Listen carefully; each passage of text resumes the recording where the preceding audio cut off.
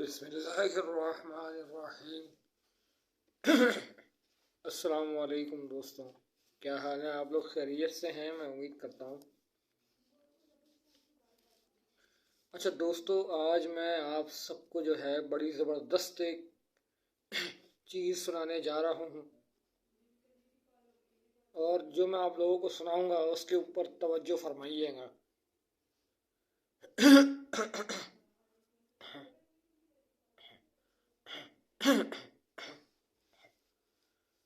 آج جبکہ مغرب مسلسل اسلام اور مسلمانوں کے خلاف طبل جنگ بجا رہا ہے اور دنیا کو مستقبل میں اسلام اور مغرب کے درمیان ایک زبردست تہذیبی معرکہ برپا ہونے کی خبر دے رہا ہے، ساتھ ہی وہ اپنی طرف سے اس جنگ کے لیے پوری تیاریاں بھی کر رہا ہے، اور جو کچھ پیش قدمی اس وقت کرنا ممکن ہے وہ بھی کر رہا ہے۔ مسلمانوں کے لیے یہ سمجھنا بڑا ضروری ہے کہ وہ اصل مسئلہ کیا ہے جس کے گرد یہ تہذیبی جنگ لڑی جا رہی ہے، اور اس جنگ میں فیصلہ کن حیثیت کس ایشو اور کس مسئلے کو حاصل ہے۔ شاید کم ہی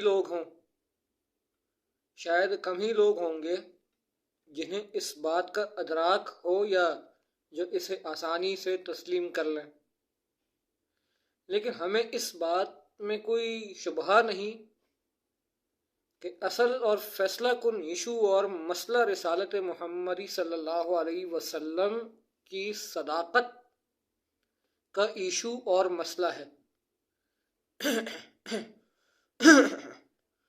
کیا محمد صلی اللہ علیہ وسلم اللہ کے رسول ہیں؟ غار حرا میں پہلی وحی آنے کے بعد روز اول سے یہی سوال نزاع و جدل کا اصل موضوع تھا، اور آج بھی یہی ہے۔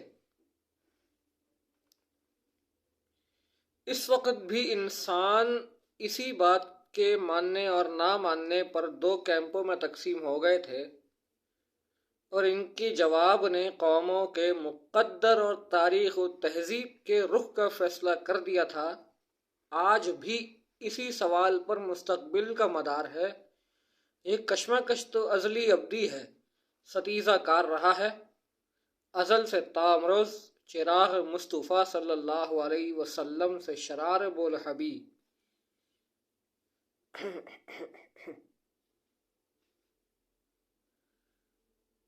مغرب کے معاشی، سیاسی اور اسٹریٹجک مفادات کا مسئلہ بھی یقیناً اہم ہے، تیل کے چشمے بھی اہم ہیں۔ اس لیے مغربی قیادت نے عالم اسلام کے قلب میں اسرائیل کا خنجر گھونپا ہے، مسلمان حکمرانوں کو اپنا باج گزار بنایا ہے، اور شرک کے اوسط میں فوجی اڈوں کا جال بچھا لیا ہے۔ مسلمان ملکوں کو کمزور اور بے طاقت کر رہا ہے، یا جن سے سرتابی کا شبہ ہے ان کے گلے میں پھندا کس رہا ہے۔ لیکن مفادات کے تنازعات تو امریکہ، یورپ، جاپان، چین اور روس کے درمیان بھی ہیں۔ ان کی بنا پر ان کے درمیان مستقل دشمنی اور ایک دوسرے کی بربادی کے مشورے اور منصوبے ہیں۔ دراصل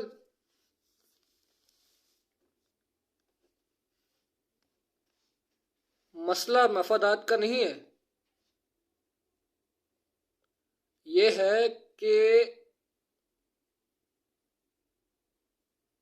یہ مفادات ان لوگوں اور علاقوں میں واقع ہیں جو محمد صلی اللہ علیہ وسلم کے نام لیوا ہیں، اور آپ صلی اللہ علیہ وسلم کے دین کے لیے مرنے کو زندگی سے زیادہ محبوب رکھتے ہیں۔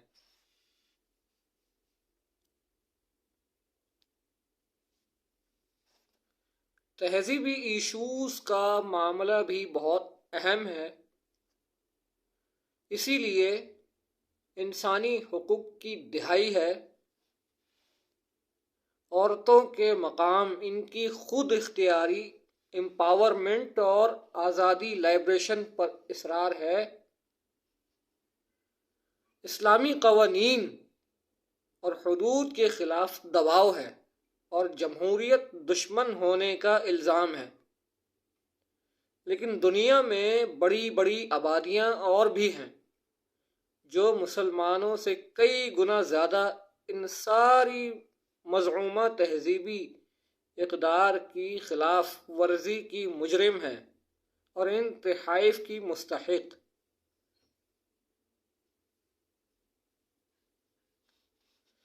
ظاہر ہے کہ اصل لڑائی ان تہذیبی ایشوز پر بھی نہیں ہے، بلکہ یہ ایشوز تو اس تہذیب کی بربادی کے لیے لاٹھی کا کام کر رہے ہیں، جس کی تشکیل و ترکیب اور ترتیب و تکوین رسالت محمدی صلی اللہ علیہ وسلم کے دم سے ہے۔ مغرب کو اچھی طرح معلوم ہے کہ مسلمان آج اتنے کمزور ہیں کہ سیاسی، معاشی اور فوجی لحاظ سے کسی طرح بھی وہ ان کا عشر و عشیر بھی نہیں ہے۔ اہل مغرب کو یہ بھی معلوم ہے کہ اگر مسلمان اپنے نظام، معاشرت و سیاست اور جرم و سزا کی تشکیل اسلام کے مطابق کریں،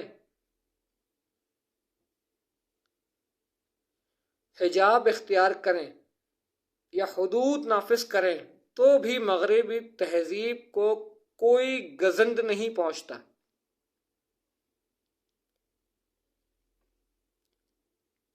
لیکن وہ اس بات کی مسلسل رٹ لگایا جا رہا ہے کہ اسلام کا احیاء اور مسلمان، اس کے الفاظ میں فنڈامنٹلزم یا بنیاد پرستی، دراصل مغرب کی تہذیب، اس کے طرز زندگی، اس کی اقدار اور اس کی آج تک کی حاصل کردہ تہذیبی ترقی کے لیے سب سے بڑا خطرہ ہے۔ ایسا کیوں ہے جی؟ رسالت محمدی صلی اللہ علیہ وسلم کی وجہ سے ہے۔ جانتا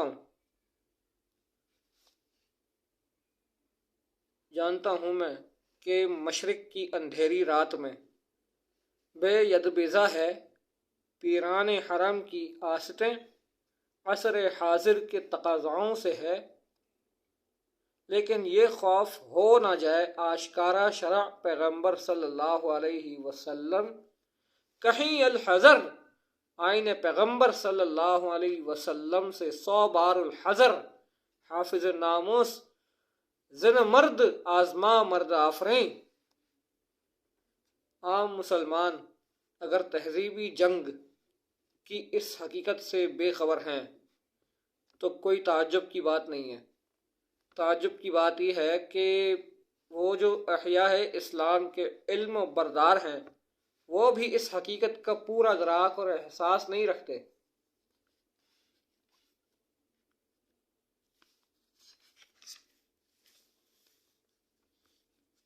اسی لیے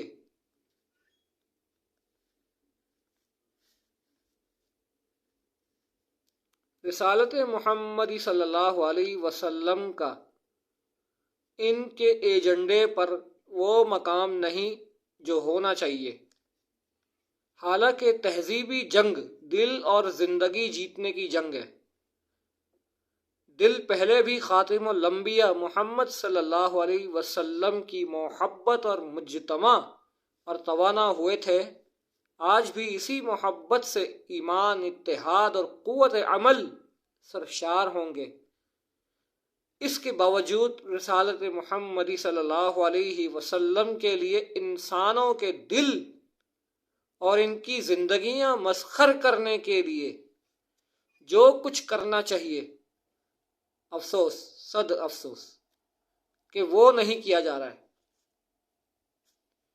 یہی کچھ کرنے کا احساس اور جذبہ و فکر پیدا کرنا آج ملت اسلامیہ کی سب سے بڑی ضرورت ہے۔